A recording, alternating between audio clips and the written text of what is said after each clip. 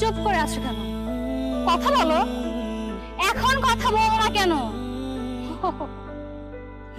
আমি তো ভুলে গেছি, তোমার কথা বলার ধরন তো ছিল আগে, তোমার কথা বলার ক্ষমতাটা তখন ছিল, আজকে অন্তত এখন নেই, আর কোনো সময় থাকবেও না, কারণ তুমি মানুষরূপী একটা প্রতারক।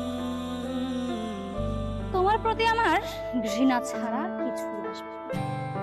তুমি কি জানো, তোমার দেওয়া শেষ আঘাতের পরে এই পৃথিবীর কোনো আঘাতের আমাকে বিন্দু পরিমাণের জন্য স্পর্শ করতে পারে।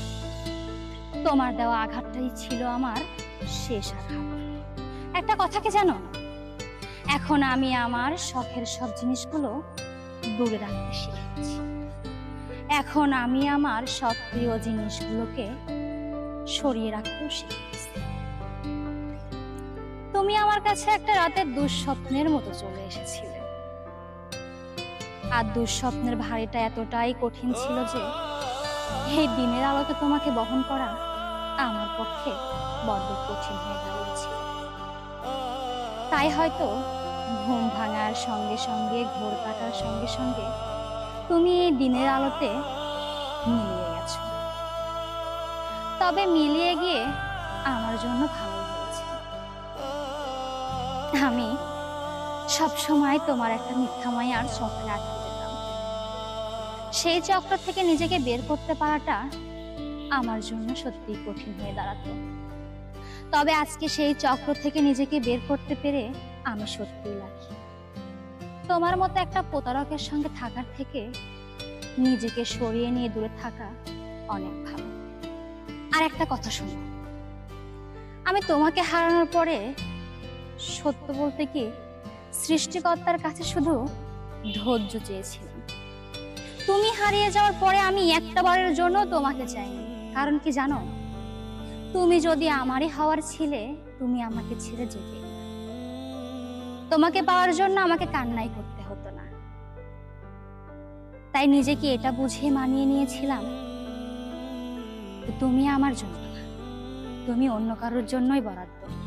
তাই হয়তো আমার জীবন থেকে তুমি চলে গেছো।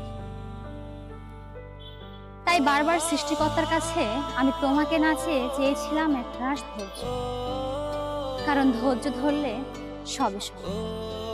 আমি বারবার তাকে বলতাম সে যেন তোমাকে ভুলিয়েও না দেয়, আবার তোমাকে মনে করে প্রতি মুহূর্তে মুহূর্তে নিজেকে কষ্ট দেওয়ার যে ব্যাপারটা, সেটাও যেন না দেয়। বারবার ধৈর্য চেয়ে ধৈর্য বাড়িয়ে নিজেকে হাসি খুশি ভাবে নিজেকে নিজে ভালো রাখার মধ্যে যে ভালো লাগাটা সত্যি অসাধারণ। তাই সবসময় চেষ্টা করি এখনো তুমি যেন আমার জীবনে না ফিরে আসো। সত্যি আমি আর চাই না আমি তোমার সাথে নিজেকে বিলিয়ে দিই আর। কারণ যখনই তুমি অল্পতেই আমাকে পেয়ে গেছিলে, তখন তুচ্ছ তাচ্ছিল্য অবহেলা এগুলো ছাড়া আমি তোমার থেকে কিছুই পাইনি। সত্যি মানুষ খুব সহজে যা পেয়ে যায় তার মূল্যায়ন করতে পারে না। তোমাকে আমি অনেক কষ্টে পেয়েছিলাম জন্য হয়তো তোমার মূল্যায়নটা আমি একটু বেশি দিয়ে ফেলেছিলাম, আর তুমি অতি সহজে পেয়ে যাওয়ার জন্য আমাকে মূল্যায়নটাও করতে পারো না। আমি কি তোমাকে খুব বেশি আঘাত করে ফেলেছিলাম? তুমি চাইলে আমাকে কিন্তু মানিয়ে নিতে পারো, কিন্তু সেটা তুমি করোনি। সেখান থেকে দেখতে গেলে ভুলটা কিন্তু আমার একা না, তোমারও ছিল। ছেড়ে চলে যাওয়াই কোনো কিছু সমাধান না। ব্যাস, তোমার এই বড় বড় কথা না, মানিয়ে নেওয়ার কথাটা আর যাই হোক তোমার মুখে মানে না, বুঝলে? কারণ মানিয়ে তার সাথে নেওয়া যায় যে মানানসইটা বোঝার ক্ষমতা রাখে। বুঝিয়ে বলার পরেও যে বোঝার মতো ক্ষমতা নিজের মধ্যে রাখে তাকেই মানিয়ে নেওয়া যায়। যাকে একটা কথা বলার পরে সেই কথাটা তার বোঝার মতো অ্যাবিলিটি থাকে। তুমি তো একটা মেন্টালি সিক ছিলা, তোমাকে কি বুঝিয়ে বলবো? তোমাকে একটা কথা প্রতিনিয়ত প্রত্যেকটা মুহূর্তে বারবার বুঝিয়ে বলার পরেও তোমার মধ্যে এতটুকু ন্যূনতম কমন সেন্স ছিল না। অন্তত আর যাই হোক আমাকে বোঝার মতো ছিল না, আর না কখনো থাকবে। তাই আমি আর এখন নতুন করে কিছু না বোঝাতে চাই, আর না কিছু বোঝানোর ইচ্ছে আমার আছে। আর মনে হয় না সেটা কোনো সময় হবে, কারণ এই যে কথায় আছে না, দুষ্টু গরুর থেকে শূন্য গোয়াল অনেক ভালো। মানিয়ে নেওয়ার মানেটা যদি তুমি বুঝতে না, তুমি আমার সাথে মানিয়ে নেওয়ার চেষ্টা করো, আমার করতে হবে না। প্রত্যেকটা বার কিন্তু মানিয়ে নেওয়াটা আমার মধ্যেই ছিল, সেই শুরু থেকে এই শেষ পর্যন্ত।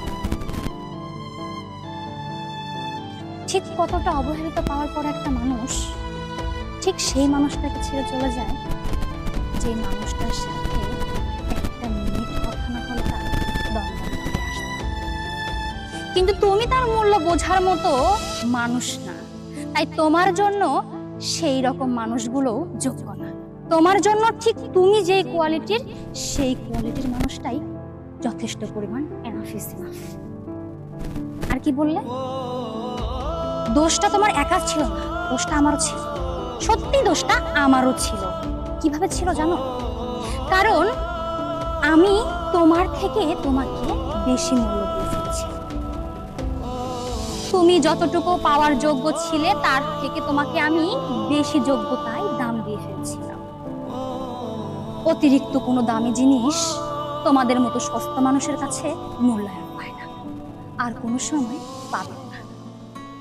তুমি কি চেয়েছিলে? এটা বলে কি বোঝাতে চাইলে? দোষটা তোমার একারও ছিল না, আমার ছিল। তুমি কি চাও আমি কুকুরের মতো তোমার পেছনে পড়ে থাকবো আর তুমি আমাকে কুকুরের মতো চালিয়ে যাও? এটাই? আমি না মানুষ, রাস্তার কুকুর না। কুকুরকেও একবারের জায়গায় দুইবার লাথি মারলে সে চলে যায়।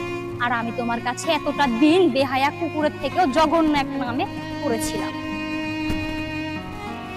কুকুরের থেকে নিচে মনে হয় আর মানুষ নামতে পারে না, তাই আমিও আর নিচে নামতে পারি।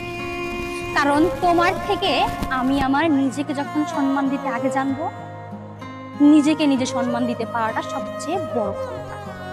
তুমি আমাকে কি সম্মান করবে? আমি তো কখনো নিজেই নিজেকে সম্মান করতে পারিনি, শুধুমাত্র তোমার জন্য। হ্যাঁ, আমি অযথা তোমার সাথে কি কথা বলছি? তোমার সামনে আসাটাই তো আমার ভুল। আমি আবার আরেকটা ভুল করি। আমি এত সুন্দর করে নিজেকে গুছিয়ে নেওয়ার পরেও তোমার সাথে দেখা করতে এসে আবার নিজেকে একটু হলেও এলোমেলো করে ফেললাম। তুমি তোমার মতো ভালো থাকো, আর আমাকে আমার মতো করে ভালো থাকো। তুমি যে ভালো থাকার জন্য আমার আমিটার হাতটা ছেড়ে দিয়ে চলে গিয়েছিলে না, সেই ভালোটা নিয়েই তুমি থাকো। তোমার জন্য সেই ভালোটাই ঠিক আছে। আর আমি আগে কেমন ছিলাম জানি না, তবে তোমার কাছ থেকে নিজেকে সরিয়ে নেওয়ার পরে অনেক ভালো আছি। আর আমি আমার এই ভালোটা নিয়ে থাকছি। আমাকে ডিস্টার্ব করো না। আমার আমিকে আমার মতন করে থাকতে দাও, আর তোমার তুমিকে তুমি তোমার মতো করে ভালো। আল্লাহ হাফেজ।